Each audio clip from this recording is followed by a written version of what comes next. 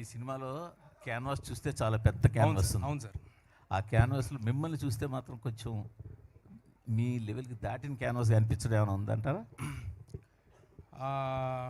నేను చెప్తాను, మరి మీరేమనుకోకూడదు. ఓకే. అంటే సార్ ఎవరైనా దీన్ని మరోలాగా అనుకోకండి. నేను చాలా విత్ అల్టిమేట్ ఒబీడియన్స్తో చెప్తున్నా. ఎవరైనా సెకండ్ జనరేషన్ యాక్టర్స్ కానీ ఎవరైనా అలాగే ఎవరైనా వచ్చారనుకోండి సార్, వాళ్ళ ఫస్ట్ సినిమాలకి ఇంతకంటే పెద్ద సినిమాలు చేశారనుకోండి, మీరు ఎవరు ఈ క్వశ్చన్ అడగట్లా.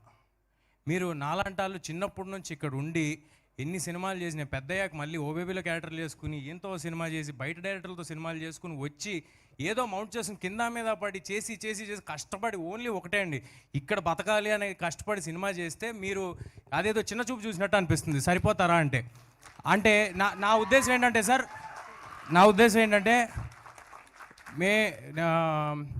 నేను వేరే వాళ్ళతో కంపేర్ చేసుకోవట్లేదు సార్. వాళ్ళు నేను ఒకటే అని కూడా నేను అనట్లా. వాళ్ళందరికీ ఆ అవకాశం వచ్చింది. అలాగే నాకు హనుమాన్ అనే అవకాశం వచ్చింది సార్. అంటే సార్ మీరు మధ్యలో ఆపకూడదు. అయితే నాకు హనుమాన్ అనే అవకాశం వచ్చింది. ఇప్పుడు ఒకటి సినిమా నాకేమిచ్చింది అనేది అందరికీ కనిపిస్తుంది సార్. సినిమాకి నేనేమిచ్చాను అనేది నాకు డైరెక్టర్కి తెలుసు సార్. సో నేను నా 100% ఎఫర్ట్ పెట్టా, అందువల్లే ఆ సినిమా నాకు వచ్చిందేమో. నేను 100% ఎఫర్ట్ పెట్టినందువల్ల, నేను ఉండటం వల్లే మీరు సర్ప్రైజ్ అయ్యారేమో ఈ సినిమా కంటెంట్ చూసి.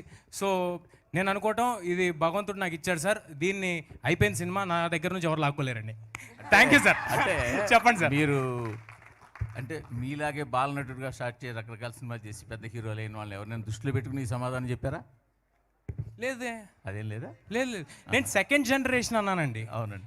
నాలాంటి వాళ్ళు అంటే బయట నుంచి వచ్చిన వాళ్ళందరి గురించి అంటున్నానండి. బయట నుంచి వచ్చిన వాళ్ళందరూ ఏదైనా ఇలాగా కొంచెం మ్యాగ్నానిమస్ ఫిల్మ్స్ కానీ ఏదైనా అటెంప్ట్స్ కానీ అంబిషియస్ అటెంప్ట్స్ కానీ ఏదైనా చేసినప్పుడు అసలు మీ గురించి కాదు సార్, మీరు అన్నమాట గురించి కాదు.